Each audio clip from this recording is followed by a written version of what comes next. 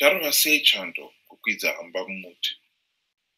It will have to be a bitterly cold winter to force the tortoise up a tree, one would say in Shona. Zimbabwe's worsening economic situation is that proverbial bitterly cold winter because it is forcing President Mnangagwa to think and ultimately to do the unthinkable.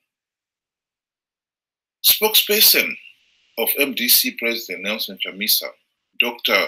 Khululeko Spanda, has revealed that President Emmerson Mnangagwa and Mr. Chamisa have begun talks aimed at ending the country's decades-long political and economic crisis, the Daily News reported.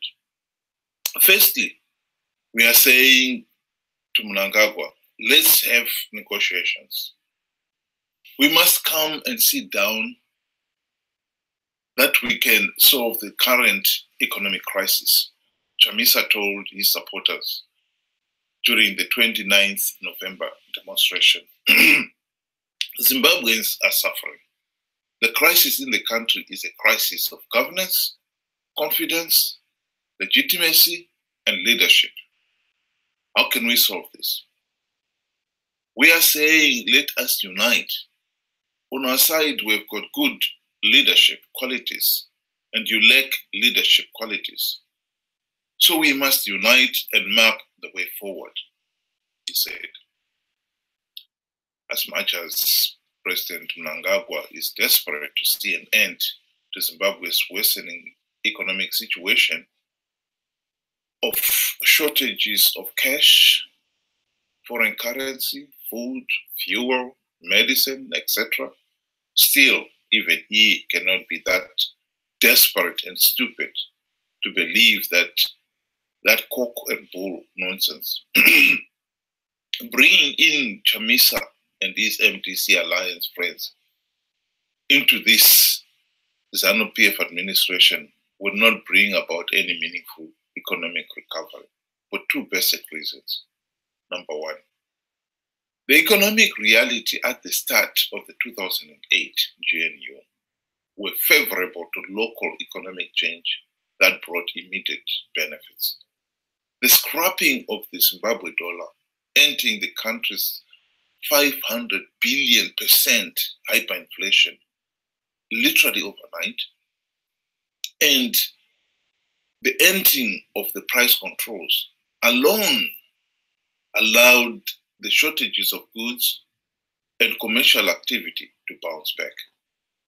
This time, there are no such quick local fixes. Two, the international community, especially the West, was not convinced the 2008 GNU would bring about any meaningful democratic change because Morgan Tsvangirai and his MDC friends were little more than office boys with glorified titles. It was for this reason that the West refused to lift the sanctions imposed against some ZANU-PF leaders and institutions. As we all know, the West was right, because not even one meaningful reform was implemented during the 5 years of that GNU. Still, the country did receive some financial assistance. The new proposed GNU will receive no meaningful financial assistance because if MDC leaders were glorified office messengers in the 2008 GNU, they will be poodles this time around.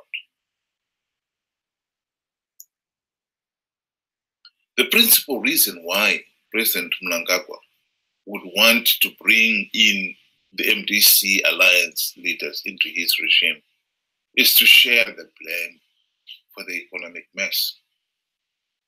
It will bring little comfort to the nation desperate to see meaningful economic recovery. The restless nation would want solutions to end their suffering and not excuses. ZANU-PF insiders claimed that the former liberation movement was already on its part pushing to have former Finance Minister Tendai Biti in government, whether the current indirect talks with Chamisa succeeded or failed, reported the Daily News. There is no doubt that BT has a resonance with the West and the United States in particular. The country thus needs him in government if we are to emerge from the present economic quagmire, one ruling party source said. The appointment of BT would tickle him and his ego to no end. But we can be 100% certain that even he will fail to revive the economy, just as Professor Mnangagwa has failed. There will be no meaningful economic recovery in Zimbabwe as long as the country remains a pariah state ruled by corrupt and vote-rigging thugs. Of all the people, the Americans know that Zimbabwe needs meaningful political reform, leading to free, fair, and credible elections if the country is ever to emerge out of the hell on earth ZANU-PF has landed the nation. They also know that a ZANU-PF-led GNU will never ever implement the necessary democratic reforms to ensure free and fair elections. President Mnangagwa will promise to implement the reforms, just as he did after the last November's military coup. But when push comes to shove, he blatantly rigged the 30th July 2018 elections. President Mnangagwa and his junta rigged the July elections. They do not have the people's mandate to govern Zimbabwe, and they must step down.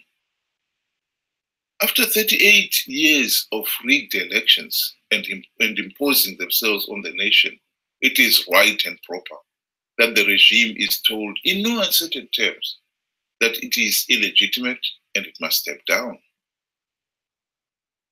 Zimbabwe needs to appoint an interim administration that will be tasked to implement the democratic reforms agreed at the onset of the 2008 GNU. No ZANU-PF or MDC leaders involved in the 2008 GNU will play a role in the new administration. If they had no clue how to implement the reforms last time, it is naive to believe they know better now. President Mnangagwa rigged the 30th July 2018 elections, and now he is being forced to admit he cannot rig the economic recovery. The worsening economic meltdown is set to get worse. There is a real danger, serious social unrest there is a real danger of serious social unrest because the people cannot take the economic hardships of relatives dying of lack of medicine, etc. It is the economic meltdown, stupid. To paraphrase former US President Bill Clinton, that is going to force Mnangagwa to do the tortoise unthinkable, to step down.